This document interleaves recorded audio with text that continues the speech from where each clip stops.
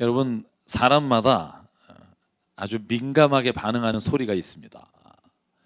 저는 제가 학교를 다닐 때 수업 시간에 뛰쳐나가고 싶은 소리가 하나 있었는데, 그게 뭐냐면 선생님이 분필로 적다가 이렇게 찍 하는 소리. 이걸 견딜 수가 없었어요. 이 소리가 나면 막 이렇게 소름이 끼치면서 저런 소리 좀 안 나게 할 수 없나, 계속 그 생각을 하면서 학교를 다녔던 기억이 나요. 지금 나이가 들고 나니까 제가 요즘 민감한 소리가 어떤 소리냐면, 잠잘 때 탁상 잠용종식의 그 째깍째깍 하는 소리가 그렇게 잘 때 귀에 거실려요. 여러분, 저를 좀 이상하게 보지 마시고요. 그럴 때가 있어요. 항상 그런 건 아닌데, 어떨 때는 그 소리가 막 그 자동차 이렇게 발진할 때 소리처럼 크게 들릴 때가 있어요. 그래서 왜 그런가 생각해 보니까, 제가 만약에 다음날 스케줄이 좀 없고 여유가 있으면 저녁에 잘 때 그런 소리에 민감하지 않고요. 만약에 다음날 일찍 일어나야 되거나 새벽 예배가 있으면 그 소리가 잠잘 때 굉장히 거슬리는 소리가 돼요. 그래서 처음에는 배터리를 빼다가 이젠 아예 시계를 무음으로 하는 시계로 다 바꿔버렸어요. 그 소리가 들리지 않게 하려고. 아마 여러분도 자기가 좀 특별히 민감하게 반응하는 단어들이 있을 거라고 생각해요. 제가 사람들에게 말을 해보면 똑같은 단어를 썼는데, 어떤 사람은 그 단어가 귀에 거슬리고 굉장히 감정이 상하지만, 어떤 사람은 감정에 상하지 않는 단어들이 있어요. 근데 그걸 가만히 보면 내가 그 단어에 트라우마가 있는 경우가 대부분입니다. 내가 그 단어를 듣고 자라서 그 단어가 나에게 상처를 줬을 때, 그때 그 단어에 민감하게 돼요. 저도요, 제가 민감한 단어들이 몇 개 있어요. 새우눈, 이게 굉장히 민감해요. 저는 어렸을 때 별명이 새우눈깔이었기 때문에 어디서 새우눈 이러면 제가 그 단어에 반응을 해요. 지금도 그래요. 그러다가 고등학교 때, 제가 여러분에게 말씀드렸지만 초등학교 때, 중학교 때는 새우눈깔이었다가 고등학교 때는 칼자국이었어요. 지금은 상대적으로 제가 눈이 크다는 얘기를 많이 듣는데, 어렸을 때는 칼자국처럼 째진 눈이라 그래서 그 소리에 굉장히 민감합니다. 그래서 남들은 별로 반응 안 하는데 저는 새우눈 이런 거 나오면 굉장히 민감한 편이에요. 제가 왜 말씀을 드리냐면, 저와 여러분은요, 나도 모르지만 내가 민감해하는 단어, 내가 굉장히 다른 것보다는 다른 민감하게 반응하는 사람들이 있다는 거예요. 저희가 오늘 읽은 이사야 51장을 가만히 읽어보면 계속 반복되는 단어가 있어요. 그게 뭐냐면, 제가 오늘 말씀의 제목으로 잡은 거예요. 나의 백성아, 나에게 귀를 기울여라. 이사야 51장은 이스라엘 백성에게 이사야가 선포하는 말씀의 내용이 어떤 내용이냐 하면, 너희가 다른 소리에 민감하지 말고 나 여호와의 말에 귀를 기울이고 민감해지는 것이 가장 중요하다라고 선포하는 말씀이 이사야 51장입니다. 사랑 여러분, 오늘 왜 이사야가 이 말을 강조하는가를 보면, 이사야 40장 이전의 이사야의 말씀을 우리가 이해하면 더 쉽습니다. 1장부터 39장까지는요, 이스라엘 백성에게 선포한 이사야의 말씀이 어떤 메시지냐면 회개하라는 거예요. 돌아오라는 거예요. 하나님이 너희가 지은 죄 때문에 너희의 이스라엘을 멸망시키려고 하신다. 바벨론이 너희를 쳐들어와서 예루살렘 성전을 완전히 무너뜨릴 거다. 여호와의 말씀을 청종해라. 수없이 얘기하는데 듣지 않아요. 여러분, 이사야 1장 16절과 18절을 보실래요? 이사야가 제일 먼저 선포하는 말씀이에요. 너희는 씻어라. 정결하게 되라. 내가 보는 앞에서 너희 악한 행실을 버려라. 악한 일을 그치고 옳은 일을 해라. 정의를 찾아라. 그리고 18절, 우리가 너무나 잘 아는 말씀. 오너라, 우리가 서로 변론하자. 너희 죄가 주홍빛 같을지라도 눈과 같이 희어질 것이며 진홍빛 같이 붉어도 양털같이 희어질 것이다. 끊임없이 말하지만 여러분, 이스라엘 백성이요, 이 말에 귀를 기울이지 않습니다. 그리고 죄에서 돌이키지 않습니다. 그래서 하나님이 이스라엘을 멸망시켰다라고 39장에 기록되어 있어요. 뿐만 아니에요. 왕과 제사장들, 성전에서 집전하는 사람들에게 이렇게 선포합니다. 이사야 30장 2절, 너희가 나에게 물어보지 않고 이집트로 내려가서 바로의 보호를 받아 피신하려 하고 이집트의 그늘에 숨으려고 하는구나.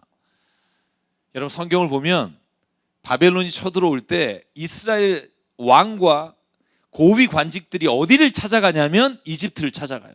우리 좀 살려달라고. 그래서 이집트에게 오히려 목숨을 걸고 하나님께서 회개하라는 음성을 듣지 않아요. 여러분, 그래서 이집트를 의지하다 어떻게 돼요? 이집트가 바벨론에게 멸망당하고 결국 이스라엘 남유다도 멸망당하는 게 우리가 오늘 읽기 전의 역사적 상황이에요. 그래서 뭐라고 말해요? 30장 3, 4, 5절, 너희가 이집트에게 도와달라고 달려가지만 오히려 그들은 너에게 수치가 될 것이고 치욕을 얻을 것이다. 이렇게 말했는데도 듣지 않아요. 그래서 결국 바벨론에게 이스라엘이란 나라는 완전히 멸망당하고 예루살렘 성전은 파괴됩니다. 그리고 오늘 이사야가 1절과 2절에 이렇게 선포하는 거예요. 구원을 받고자 하는 사람들아, 내가 하는 말에 귀를 기울여라. 도움을 받으려고 나를 찾는 사람들아, 내가 하는 말을 들어라. 여러분, 하나님의 말씀을 이사야가 선포했음에도 불구하고 듣지 않은 것으로 인해 완전히 멸망당했을 때, 여러분, 이사야가 오늘 선포합니다. 너희는 지금부터라도 내 말을 들으면 하나님이 너희를 이전과는 달리 다시 회복시켜 줄 것이다. 그래서 여러분, 40장부터는 메시지가 달라져요. 왜? 39장에 바벨론에게 완전히 멸망당하기 전까지는 돌아오지 않으면 하나님이 심판하실 것이다, 너희를 구원하시고자 하는 여호와가 너희를 심판할 것이다 라고 선포하다가 40절이 되면 이렇게 시작해요. 너희 백성을 위로하라. 이제 완전히 나라를 멸망당하고 바벨론의 포로로 끌려간 이스라엘 백성을 향해 하나님이 선포하십니다. 내가 너희를 위로한다. 그리고 오늘 2절과 3절에 이렇게 말합니다. 너희 조사 아브라함을 생각해보고 너희를 낳아준 사라를 생각해보라. 내가 아브라함을 불렀을 때 자식이 없었으나 그에게 은혜를 내려 자신이 수없이 많이 생겼다. 3절, 주님께서 시온을 위로하신다. 모든 황폐한 곳을 위로하신다. 주님께서 그 광야를 에덴처럼 만드시고 그 사막을 주님의 동상처럼 만드실 때 그 안에 기쁨과 즐거움이 깃들며 감사의 찬송과 기쁜 노랫소리가 깃들 것이다. 4절 5절 아마 조그맣게 그냥 한번 읽어볼까요? 하나님이 이렇게 위로하며 선포하십니다. 시작. 나의 백성아, 나에게 귀를 기울여라. 나의 백성아, 내 말에 귀담아 들어라. 법은 나에게로부터 비롯될 것이며 나의 은은 만백성의 빛이 될 것이다. 나의 의가 빠르게 다가오고 있고 나의 구원이 이미 나타났으니 내가 능력으로 뭇 백성을 재판하겠다. 섬들이 나를 우러러 바라보며 나의 능력을 의지할 것이다. 아멘. 사랑하는 여러분, 오늘 우리의 삶에서 무너진 많은 부분들이 있을 거예요. 인간관계, 아니면 내가 가지고 있는 내 자신을 바라보는 내 모든 자존감, 혹은 영적인 부분이나 육적인 부분이나 정신적인 부분에서 무너진 모든 것들이 있다면 오늘 이사야의 말씀에 귀를 기울이기 원합니다. 내 말에 귀를 기울여라. 너는 내 말을 듣고 그 말을 청종해라. 그러면 하나님이 오늘 이스라엘 백성에게 말하신 것처럼 그를 위로하시고 다시 회복시키시고 다시 능력으로 구원하시겠다는 말씀을 이루어 주실 줄 믿습니다. 여러분, 이 믿음이 있어야 하나님 모든 어려움 가운데 우리가 이겨낼 수 있는 힘을 하나님으로부터 공급받을 수 있다는 거예요. 그런데 오늘 이사야가 하나님의 위로의 말씀을 선포한 이후에 한 가지를 꼭 기억하라고 말씀하시는 부분이 있어요. 이것만큼은 꼭 기억해라. 그게 뭐냐 하면 6절과 7절이에요. 이렇게 말합니다. 눈을 들어 하늘을 바라봐라. 그리고 땅을 내려봐라. 하늘은 연기처럼 사라지고 땅은 옷처럼 헤어지며 거기에 사는 사람들도 하루살이 같이 죽을 것이다. 그러나 내 구원은 영원하며 내 의는 꺾이지 않을 것이다. 그리고 이렇게 말합니다. 의를 아는 사람들아, 마음속에 내 율법을 간직한 백성들아, 내가 하는 말을 들어라. 사람들이 비난하는 것을 두려워하지 말고 그들이 비방하는 것에 놀라지 말아라. 여러분, 이 말이 무슨 말씀일까요? 하나님의 말씀에 귀를 기울이기를 원하십니까? 그러면 이사야가 말해요. 세상의 소리에 민감하지 마십시오. 사람들이 하는 말, 비난하는 말, 내 자신을 향해서 비방하는 모든 말들에 놀랍거나 두려워하지 마십시오. 왜냐하면 그들은 하루살이처럼 없어질 존재이며 모든 세상의 것도 연기처럼 사라질 것이기 때문입니다. 사랑하는 여러분, 우리가 어떤 때 우리의 믿음이 흔들리고 걸어가는 길에서 우리가 절망하게 되냐 하면 사람들의 소리가 크게 들릴 때예요. 나를 향해서 비난하는 소리, 나를 향해서 수군덕거리는 소리가 내 귀에 크게 들리기 시작하면 하나님의 말씀이, 하나님을 향한 믿음이 흔들리기 시작해요. 여러분, 예수님과 제자들의 이야기 중에 마태복음 14장 혹시 기억나십니까? 어떤 내용이냐면 오병이어의 기적을 행하셨어요. 5,000명 먹이시고 12광주리가 남았어요. 여러분, 그 다음에 예수님이 어떻게 하시냐면 그들이 예수님을 붙잡고 막 왕으로 세우려고 하기도 하고 그들이 예수님을 향해서 우리와 함께 있자고 말할 때 14장 22절 예수께서는 제자들을 재촉해서 배에 태워 보내시고 그리고는 무리를 헤쳐 보내십니다. 그들이 예수님을 막 영광을 주려고 할 때 오히려 그들을 다 보내신 이후에 23절 예수께서는 따로 기도하시려고 산에 올라가셨다. 날이 이미 저물었을 때 예수께서는 홀로 거기에 계셨다. 예수님이 뭐 하셨냐면요, 사람들이 확 대단하십니다. 왕이시여 메시아여 우리를 고치시는 구주시여 이렇게 칭송하는 소리를 다 흩으시고 조용히 홀로 하나님이 무엇을 말씀하시는지를 들으러 산에 올라가서 기도하셨다는 거예요. 여러분, 세상의 소리가 크게 들리기 시작하면 원래 하나님이 우리에게 주시려고 하는 음성을 들을 기회를 놓치게 됩니다. 이건 분명합니다. 우리의 삶에서 저는 저와 여러분이 예수 그리스도처럼 우리가 잘 될 때 혹은 우리를 비난하는 누군가의 소리를 들을 때 그때 그 소리가 아니라 다시 하나님께 나가서 하나님이 나에게 무엇을 원하십니까? 라고 묻는 자리에 가는 은혜가 있기를 주의 이름으로 축원합니다. 여러분, 그렇게 예수님 기도하고 있을 때 제자들은 어디 있었냐면 갈릴리 바닷가에서 배 타고 있었어요. 여러분, 그때 풍랑이 일어나요. 성경이 뭐라고 기록하냐면 제자들이 탄 배가 풍랑에 시달리게 되어 두려움에 떨 때 예수께서 무리를 걸어 제자들에게 가십니다. 그때 제자들이 겁에 질려 이렇게 말합니다. 유령이다. 아니 어떻게 사람이 무리를 걷니? 유령이다라고 외칠 때 예수께서 이렇게 말합니다. 안심하라. 나니 두려워하지 말라. 여러분, 그랬더니요, 이 성격 급한 베드로가 28절에 이렇게 말합니다. 주님이시라면 나더러 무리를 걸어 주님께 오라고 명령하십시오. 대단한 믿음 아니에요? 그죠? 저는 이거 죽었다 깨나도 못해요. 왜? 저 수영을 못해요. 무리를 혹시 걷는다 그래도 그 다음에 만약에 무슨 일이 일어나면 저는 제가 회복할 능력이 안 돼요. 근데 베드로는요, 예수께서 무리를 걸어오시고 나니 두려워하지 말라 그 말에 주님, 만약에 주님이 맞으면 나를 한번 무리를 걸어오라고 얘기해 보십시오. 예수께서 이렇게 말합니다. 오너라. 베드로는 배에서 내려 무리를 걸어 예수께 가요. 굉장한 믿음이죠. 여러분, 반응을 좀 보이실래요? 이런 믿음이 우리에게 있으면 얼마나 좋을까, 그죠? 그런데 그 다음에 성경의 30절에 이렇게 기록되어 있습니다. 그러나 베드로는 거센 바람이 불어오는 것을 보고 무서움에 사로잡혀서 물에 빠져 들어가게 되었다. 그때 그는 주님 살려주십시오라고 외쳤다. 예수께서 곧 손을 내밀어 그를 붙잡고 이렇게 말씀하셨다. 믿음이 적은 사람아, 왜 의심하였느냐? 여러분, 저는 이 장면을 보면 우리 이사야가 외치는 그 말의 의미를 알 것 같아요. 그죠? 수없이 외쳤으나 듣긴 들었으나 그러나 오늘 베드로처럼 믿음과 확신 가운데 걷다가 뭘 보고 다시 바다에 빠지냐 하면 눈앞에 벌어지는 바람 소리와 풍랑을 바라보니까 예수가 보였던 그 자리가 눈에 보이지 않고 바다의 한가운데 풍랑이 보이면서 빠지게 되는 거예요.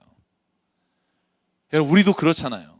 어떤 때 굉장히 믿음이 있는 것 같아요. 막 하나님이 우리와 함께 하신다고 생각해요. 그런데 세상의 소리가, 세상의 풍랑이 보이기 시작하면 여러분, 우리의 믿음이 어느새 내가 언제 믿음이 있었나 싶을 정도로 바다 한가운데 빠지게 된다는 거죠.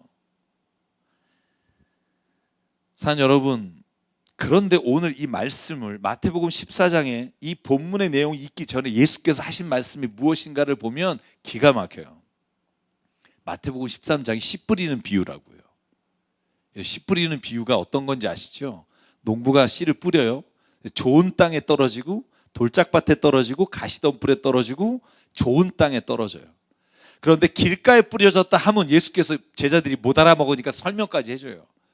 그가 말씀을 알지 못하여 다른 자가 그 말씀 씨앗을 빼앗아 갔다라고 되어 있어요. 두 번째, 돌짝밭에 떨어졌다 하면 마태복음 13장 20절입니다.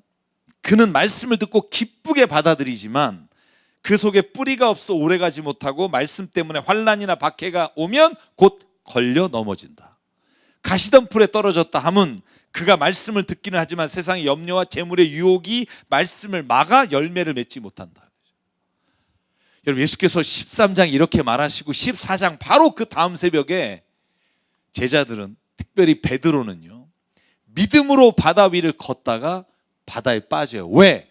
환난과 박해가 그의 삶에 왔을 땐 그것이 너무나 크게 보여서 하나님을 향한, 주님을 향한 그 믿음의 길이 그에게는 아무런 반석이 아닌 모래성으로 무너지게 된다는 거죠.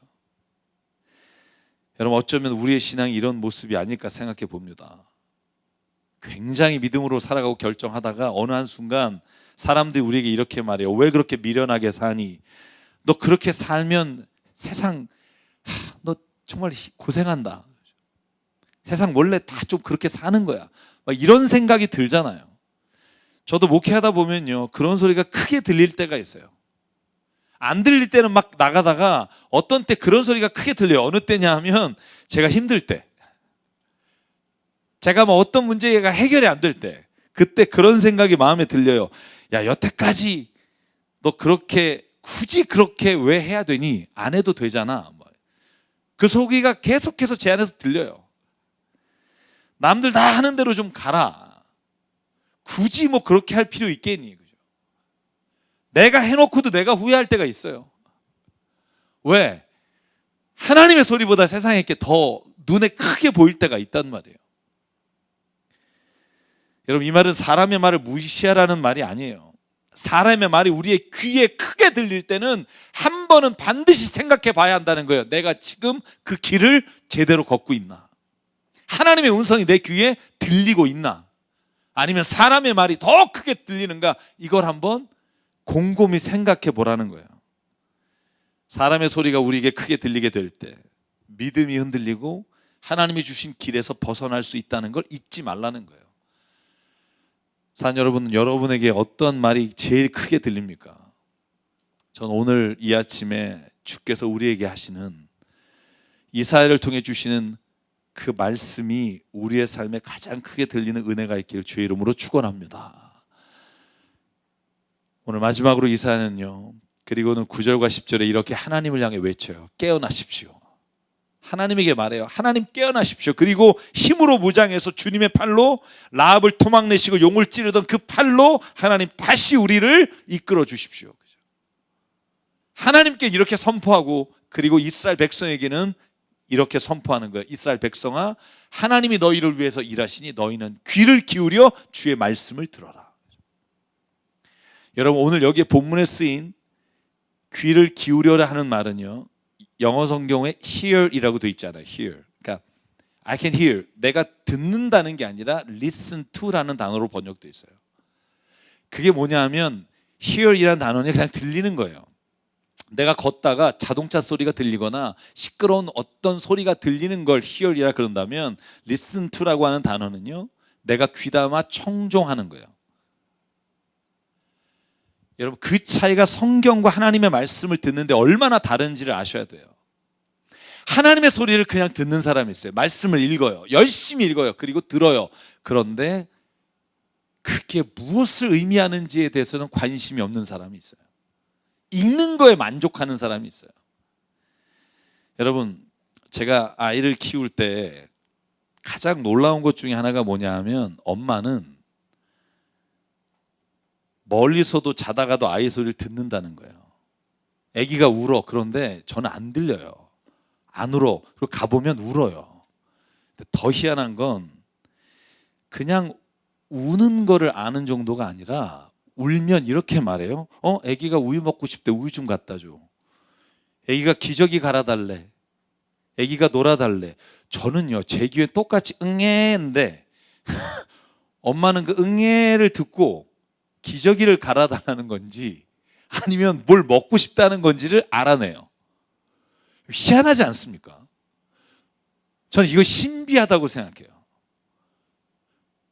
다시 말하면 엄마가 왜 그 소리를 분간해 낼까? 그 아이의 소리에 민감하기 때문에 그래요. 그리고 그 아이의 마음을 알기 때문이라고요. 그 아이가 뭘 원하는지를 지금 이 상황에는, 지금 이 시간에는 이렇게 그 아이가 뭐를 원한다는 걸 알기 때문에 그 소리를 듣는 게 아니라 그 소리를 깨달아서 반응하게 된다고요.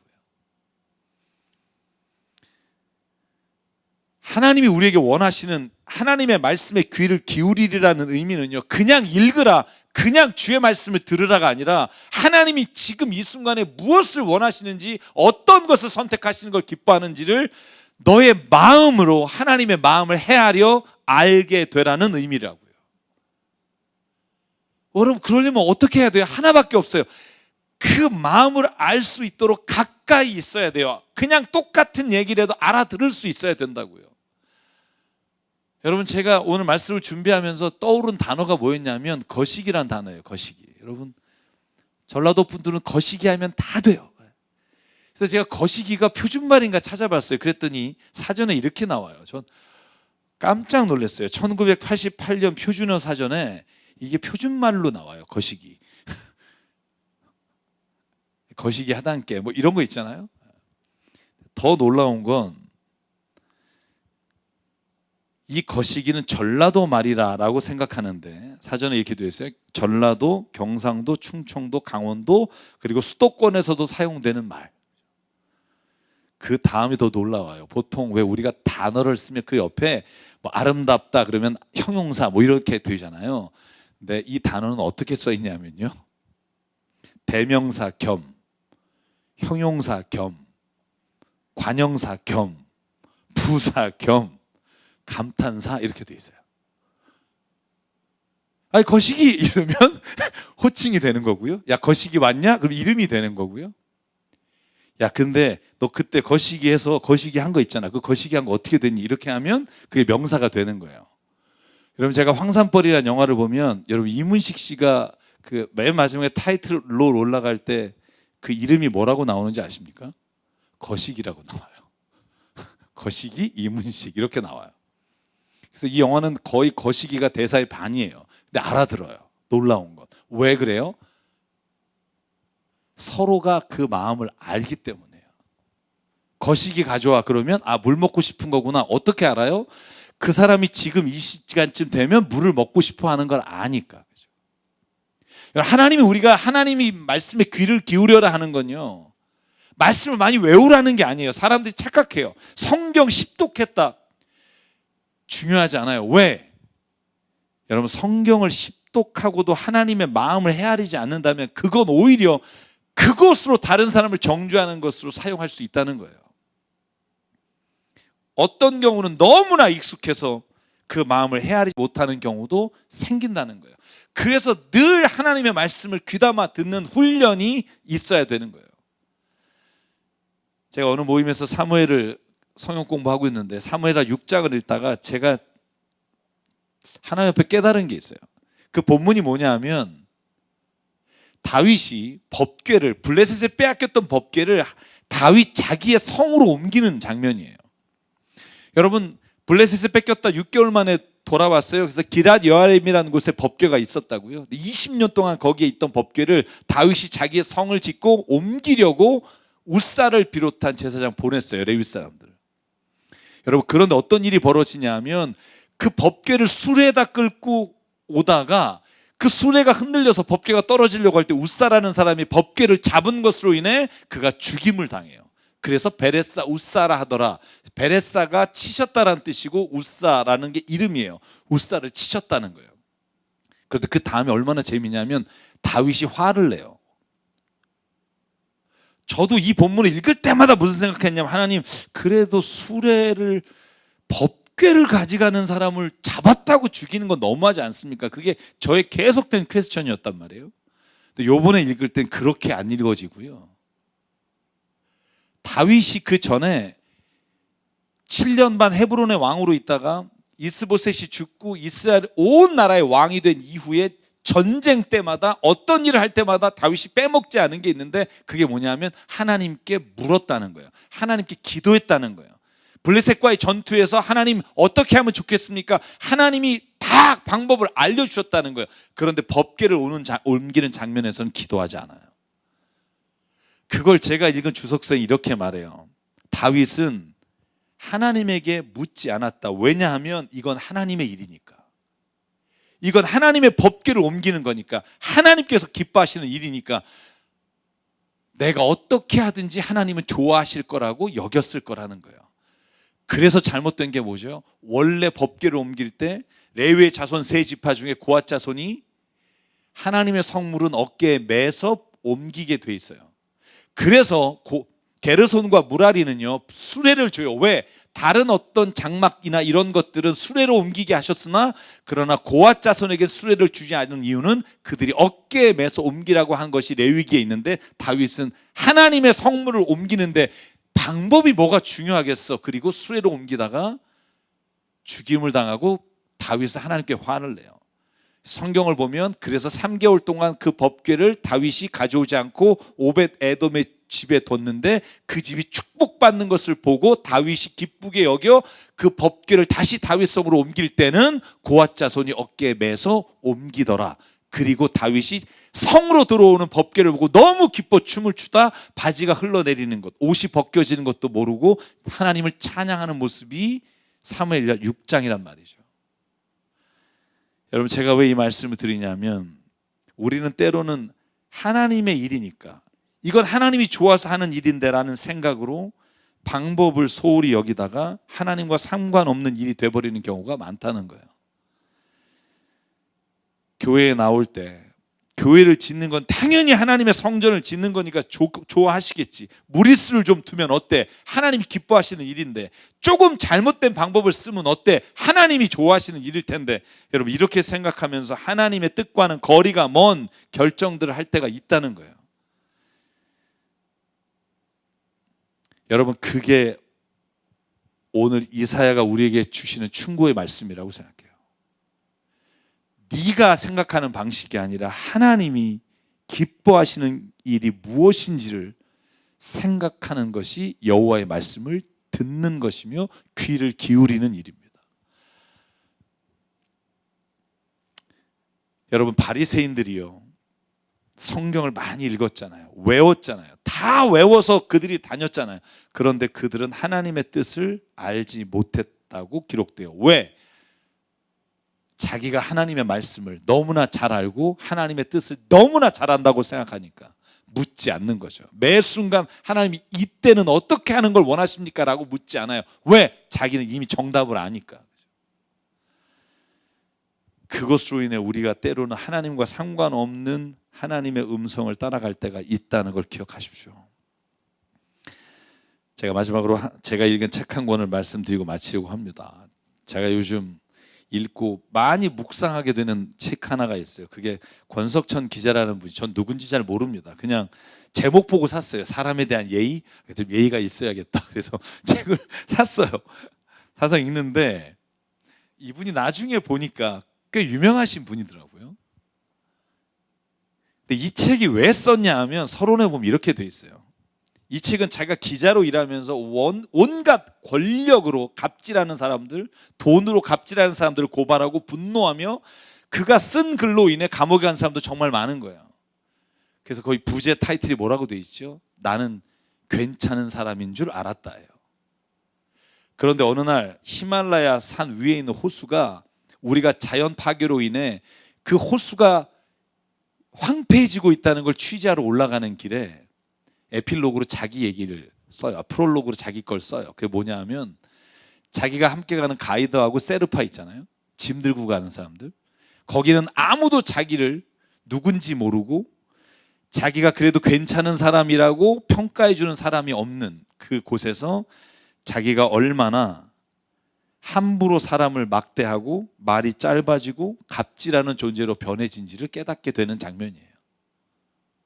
자기 말을 듣지 않으면 팁을 주지 않으면서 그 세르파에게 내가 하라는 대로 하라고 화를 내고 명령하면서 갑질하는 모습에 자기가 여태까지 고백했던 많은 사람들은 내가 그 자리에 있었다면 나도 그렇게 될 만한 인간이었다는 걸 깨닫고 자기 고백적 언어로 진술한 책이에요. 그 일부분을 제가 한번 읽겠습니다. 나는 얼마나 한심한 인간인가. 돈 몇 푼에 치사해지고 팔은 안으로 굽고 힘 있는 자에게 비굴한 얼굴이 되기 일쑤다. 아는 얼굴이 보이지 않는 곳에서 욕망의 관성을 따라 감정이 시키는 대로 행동하려 한다. 소심할 뿐인 성격을 착한 것으로 착각하고 무책임함을 너그러움으로 포장하고 무관심을 배려로 간섭을 친절로 기만한다. 모르고 짓는 죄가 알고 짓는 죄보다 나쁘다. 알고 짓는 죄는 반성할 수 있다. 모르고 짓는 죄는 반성할 기회조차 얻지 못한다. 저는 이 말이 되게 무서웠어요. 바리새인은요, 자기가 하는 짓을 몰라요.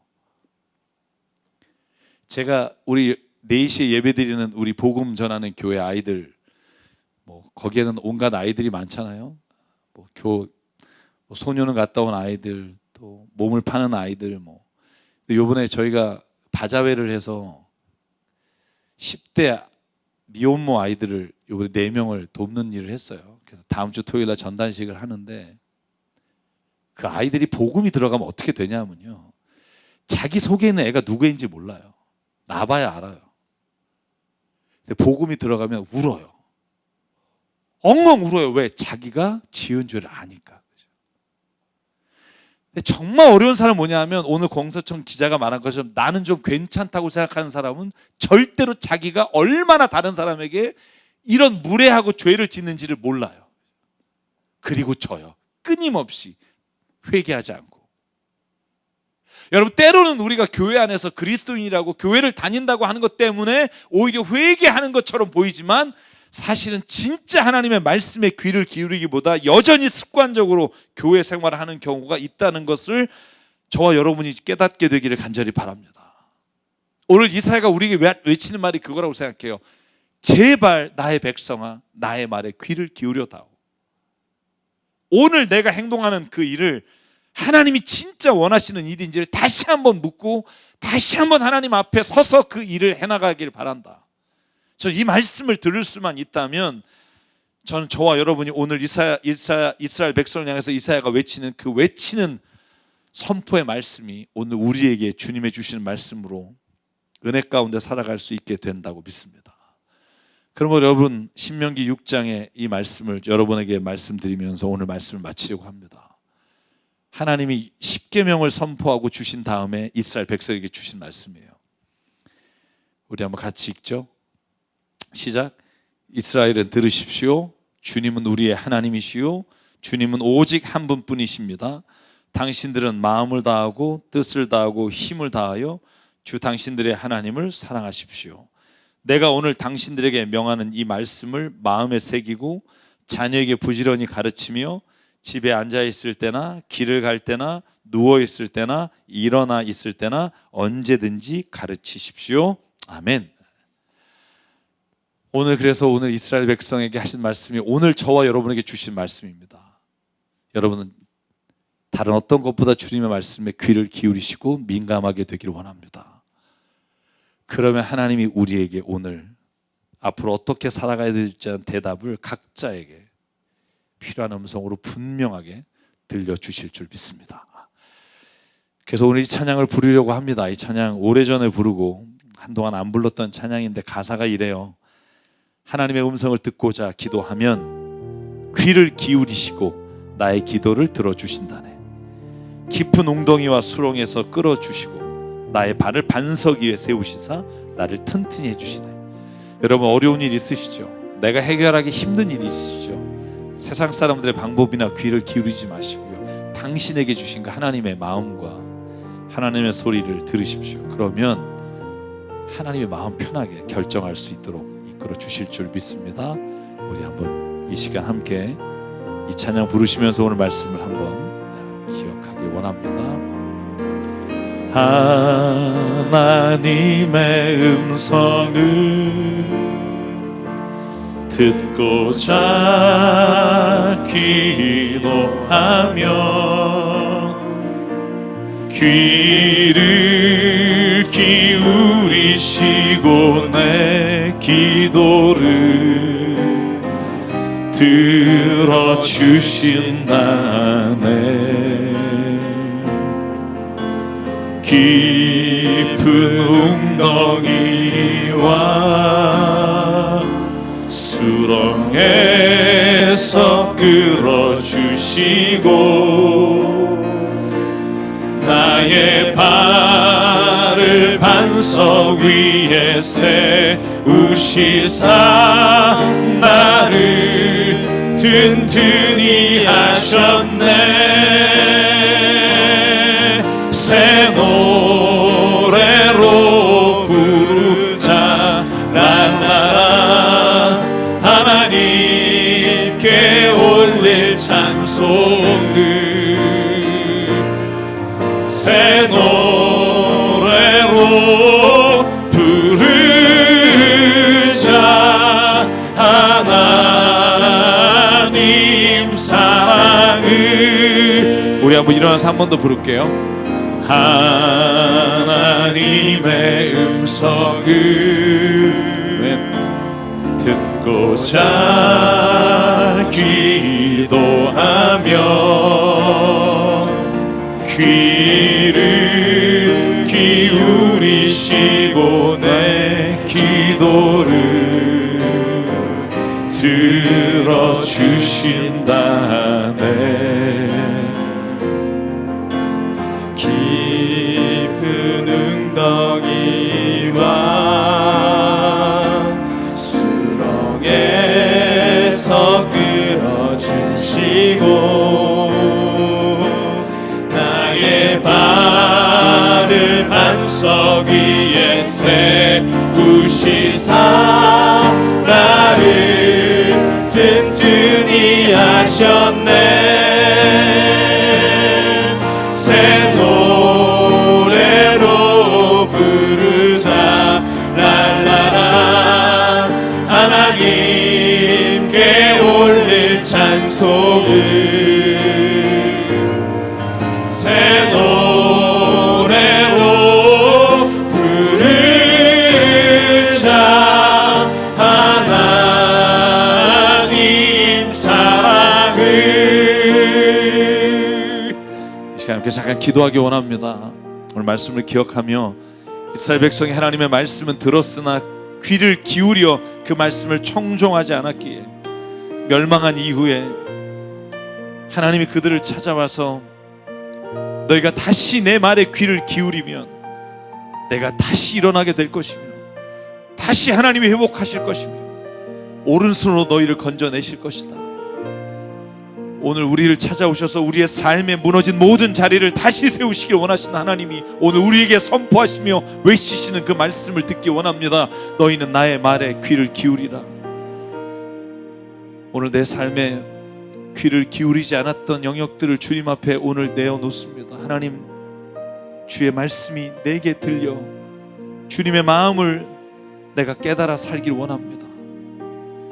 오늘 말씀을 기억하며 이 시간 주님 앞에 결단하며 한 목소리를 함께 기도하겠습니다. 상과 은혜 하나님 감사합니다. 오늘도 우리를 주님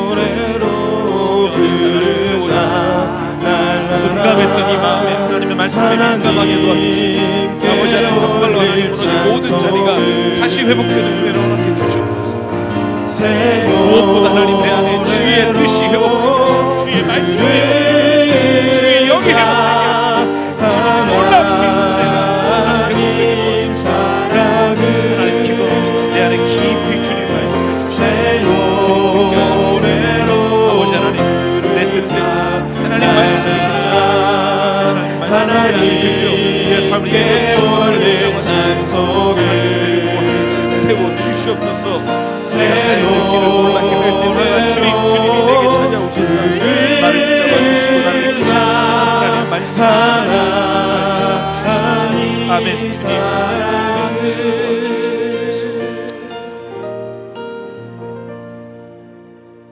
하나님, 교회를 다녔습니다. 성경도 읽었습니다.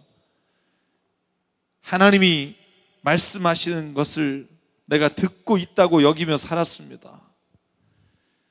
그러나 하나님, 내 귀는 주의 말씀을 들었으나 내 마음은 하나님의 마음을 온전히 알지 못하여 또 헤매며 그 길을 걸어가고 또 절망하며 다시 의심의 자리에 가 있는 나 자신을 발견할 때가 얼마나 많은지 모릅니다. 하나님, 오늘 귀를 기울여 주의 말씀을 듣게 하여 주시고 당신의 마음을 헤아려 주님이 기뻐하시는 뜻이 무엇인가를 발견하며 살아가는 우리가 되게 인도하여 주시옵소서. 하나님 아버지, 선택의 기로 앞에 습관과 내가 아는 것이 아니라 다시 주님 앞에 진지하게 묻고 하나님이 무엇을 기뻐하시는지, 무엇을 원하시는지를 다시 한번 말씀 가운데 붙잡아 예수님처럼 기도하는 자 되기를 원합니다. 사람들의 소리가 비난의 소리와 찬송의 소리와 찬양의 소리가 들리지 않게 하시고 오직 주님의 말씀과 주의 뜻이 우리의 귀와 마음에 들려 우리의 삶을 주님과 동행하며 살아갈 수 있게 인도하여 주시옵소서. 아버지 하나님, 연약합니다. 또 세상의 소리와 풍랑이 우리의 눈에 귀에 들려 또다시 주님의 길로부터 넘어질 때가 있습니다. 성령이 모를 나를 붙잡아 주시사 오늘 그 길을 걸어갈 때 흔들리지 않는 믿음의 반석 위에 우리를 세워 주시옵소서. 오늘도 우리에게 주신 생명과 시간과 달란트와 모든 물질이 주님의 것임을 알아 이 시간 주님께 예물로, 주님께 헌금으로 드립니다. 하나님, 간절히 바라기는 이 물질이 사용되는 곳마다, 쓰이는 곳마다 하나님의 나라와 뜻이 이루어지게 하여 주시옵소서. 이제는 우리 주 예수 그리스도의 은혜와 하나님 아버지의 무한하신 사랑과 성령님의 감동, 감화, 충만, 교통, 위로하심이 오늘 이 시간 하나님의 음성을 듣고 깨달아 오늘도 주님께 민감하게 살기를 다짐하는 여기는 한 분 한 분 머리 위에 그리고 가정과 일터 위에 주님 세우신 새사람 교회 위에 지금부터 영원토록 함께 하시기를 간절히 축원하옵나이다. 아멘.